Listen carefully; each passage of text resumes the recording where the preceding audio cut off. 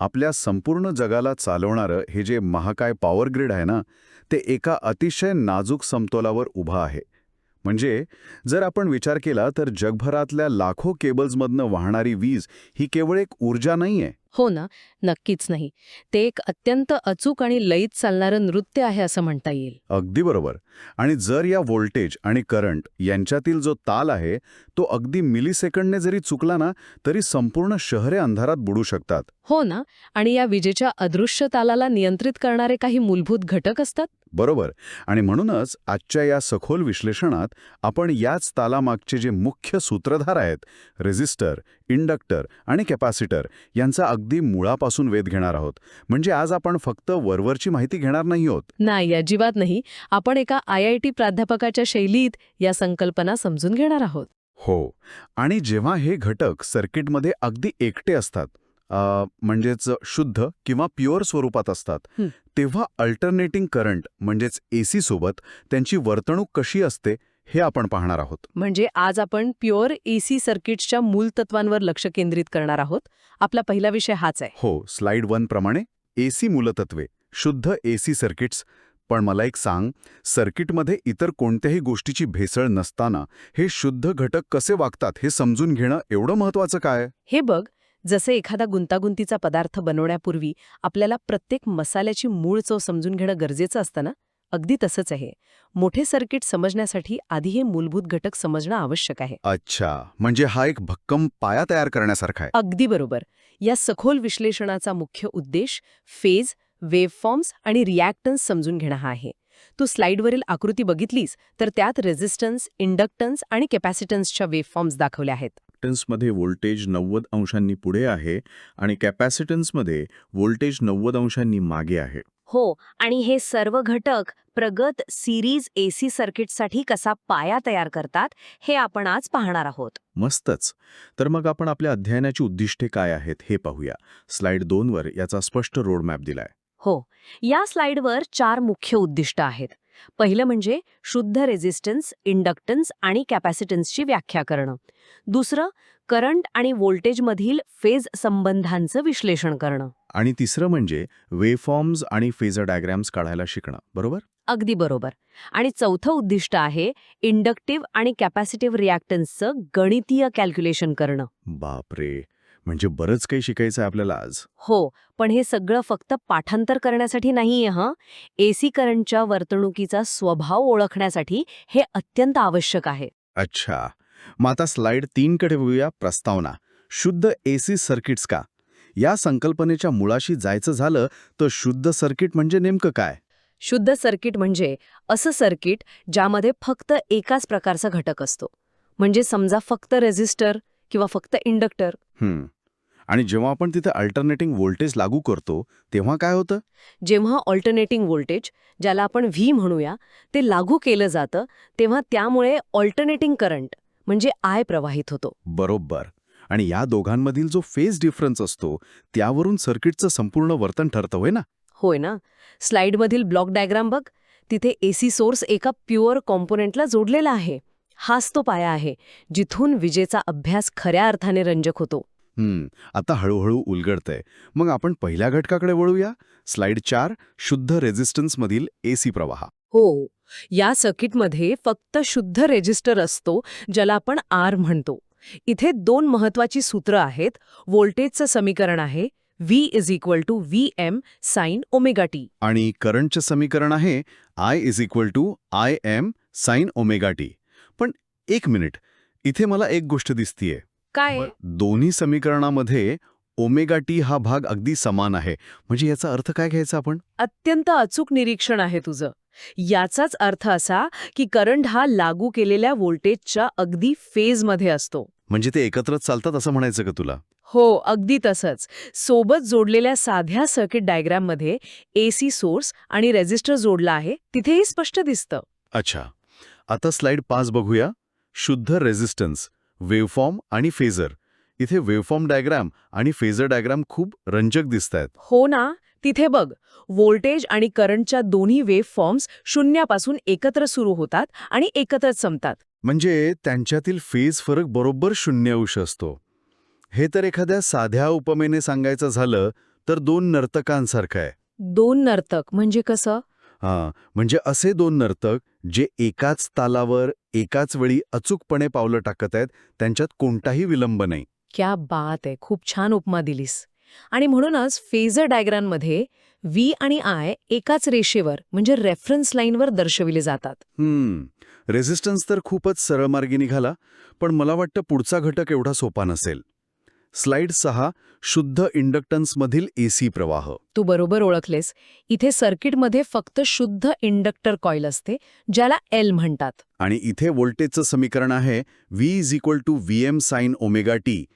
पण करंटचं समीकरण बघ, I = Im sin omega T minus 90 degree. हो, इथेच तर खरी गंमत आहे. एक सेकंड, इथे वजा 90 अंश का आलं? करंट असा मागे का पडतोय? कारण इंडक्टरच्या बाबतीत करंट हा व्होल्टेजच्या अचूक 90 अंशांनी मागे राहतो. यालाच आपण लॅग होणं म्हणतो. अच्छा, म्हणजे आकृतीमध्ये जो 90 अंश लॅग दाखवलाय तो याचमुळे. पण हे भौतिकदृष्ट्या कसं घडतं? बघ, कॉईलच्या चुंबकीय क्षेत्रामुळे किंवा मॅग्नेटिक फील्डमुळे प्रवाहाला उशीर होतो. करंट जसा बदलतो तसा कॉईलमध्ये एक बॅक EMF तयार होतो, जो या बदलाला विरोध करतो. म्हणजे त्याला गती घ्यायला वेळ लागतो. पण मग या विरोधाला मोजायचं कसं? आपण स्लाइड 7 वर आलो आहोत, इंडक्टिव्ह रिॲक्टन्स समजून घेणे. इथेच अनेकांचा गोंधळ उडतो. ओहमच्या नियमानुसार आपण व्होल्ट्सला थेट हेनरीने भागू शकत नाही. हो ना, त्यासाठी आपल्याला ओहम्स आवश्यक आहेत. सफरचंदाची तुलना संत्र्याशी करून कसं चालेल? अगदी बरोबर. म्हणूनच आपण इंडक्टिव्ह रिॲक्टन्स म्हणजे एक्सेल वापरतो. एक्सेल म्हणजे इंडक्टरने एसी प्रवाहाला केलेला विरोध. आणि याचं सूत्र आहे XL = 2πfL. इथे फ्रिक्वेन्सी आणि इंडक्टन्सचा थेट संबंध दिसतोय. हो, फ्रिक्वेन्सी जेवढी जास्त तेवढा विरोध जास्त. आणि कमाल करंट शोधण्यासाठी आपण Im = Vm/XL हे सूत्र वापरतो. अच्छा, म्हणजे स्लाइडवरील आकृतीप्रमाणे L मधून XL मध्ये रूपांतर करण्यासाठी 2πf ने गुणावं लागतं. तंतोतंतो. आता स्लाइड 8 वर बघूया. शुद्ध इंडक्टन्स, वेव्हफॉर्म आणि फेजर. इथे वेव्हफॉर्म आकृतीमध्ये व्होल्टेजची लाट 0 पासून सुरू होतीये, पण करंटची लाट 90 अंश उशिरा सुरू होतीये. हो, आणि फेजरचा एक महत्वाचा नियम इथे लक्षात घेण्यासारखा आहे. कोणता नियम? करंट 90 अंशांनी मागे आहे हे दाखवण्यासाठी तो नेहमी घड्याळाच्या दिशेने म्हणजे क्लॉकवाईज खाली काढला जातो. अच्छा, म्हणजे वेव्हफॉर्म आकृतीमध्ये V ची लाट पुढे आहे आणि I ची लाट π/2 ने मागे आहे. आणि फेजर डायग्रॅममध्ये I चा बाण Y अक्षाच्या खाली जातोय. हो, अगदी तसंच. आता आपण तिसऱ्या आणि शेवटच्या घटकाकडे जाऊया. स्लाइड 9, शुद्ध कॅपॅसिटन्समधील एसी प्रवाह. हा घटक तर इंडक्टरच्या अगदी विरुद्ध असणार, होय ना? हो, या सर्किटमध्ये फक्त शुद्ध कॅपॅसिटर असतो, ज्याला C म्हणतात. व्होल्टेजचं समीकरण तेच राहतं, V = Vm sin omega T. पण एक मिनिट, करंटचं समीकरण आहे I = Im sin omega T plus 90 degree. म्हणजे इथे करंट व्होल्टेजच्या आधीच पोहोचतो. हो, हे ऐकायला थोडं विचित्र वाटतं ना, पण करंट हा व्होल्टेजच्या अचूक 90 अंशांनी पुढे असतो, ज्याला आपण लीड करणं म्हणतो. पण व्होल्टेजशिवाय करंट कसा वाहू शकतो? दबाव नसताना प्रवाह कसा येईल? हे कॅपॅसिटरच्या चार्जिंग आणि डिस्चार्जिंग गुणधर्मामुळे होतं. सुरुवातीला जेव्हा व्होल्टेज 0 असतं तेव्हा कॅपॅसिटर रिकामा असतो, त्यामुळे प्रवाह सर्वोच्च वेगाने आत जातो. अच्छा, म्हणजे जसा तो भरू लागतो तसा प्रवाह कमी होतो आणि व्होल्टेज वाढतं. बरोबर. स्लाइडवरील सर्किट आकृतीत जो +90 डिग्री लीड दाखवलाय तो याचमुळे आहे. खूपच रंजक आहे हे. मग आता स्लाइड 10 वर कॅपॅसिटिव्ह रिॲक्टन्स कसा काढायचा ते बघूया. इथेही करंट काढण्यासाठी आपल्याला फॅराडचं ओहम्समध्ये रूपांतर करावं लागतं. आणि यालाच कॅपॅसिटिव्ह रिॲक्टन्स किंवा XC म्हणतात, बरोबर? हो, याचं सूत्र आहे XC = 1/2πfc. एक सेकंद, इथे फ्रिक्वेन्सी छेदात म्हणजे डिनॉमिनेटरमध्ये आहे. म्हणजे फ्रिक्वेन्सी वाढली की रिॲक्टन्स कमी होतो. अगदी बरोबर पकडलंस. इंडक्टरच्या उलट इथे फ्रिक्वेन्सी वाढली की विरोध कमी होतो. हे व्यस्त प्रमाण आहे. आणि कमाल करंट काढण्यासाठी Im = Vm/XC हे सूत्र वापरतात. हो, आकृतीमध्ये Cचं XC मध्ये रूपांतर कसं केलंय ते स्पष्ट दिसतंय. हां, आता स्लाइड 11, शुद्ध कॅपॅसिटन्स, वेव्हफॉर्म आणि फेजर. या वेव्हफॉर्म आकृतीत तू बघू शकतोस की करंटची लाट व्होल्टेज लाटेच्या 90° आधी सुरू होतीये. हो, आणि फेझरचा नियम पण इथे वेगळा असेल ना? हो, करंट 90° पुढे आहे हे दाखवण्यासाठी तो घड्याळाच्या विरुद्ध दिशेने म्हणजे अँटी क्लॉकवाईज वरच्या बाजूला काढला जातो. अच्छा, म्हणूनच आकृतीमध्ये +90° लीड दर्शवणारा नारिंगी बाण वर आहे आणि निळा बाण आडवा आहे. बरोबर. आता आपण या तिन्ही घटकांची थोडक्यात उजळणी करूया.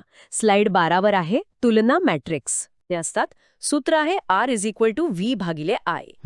आणि इंडक्टन्समध्ये करंट 90° मागे असतो.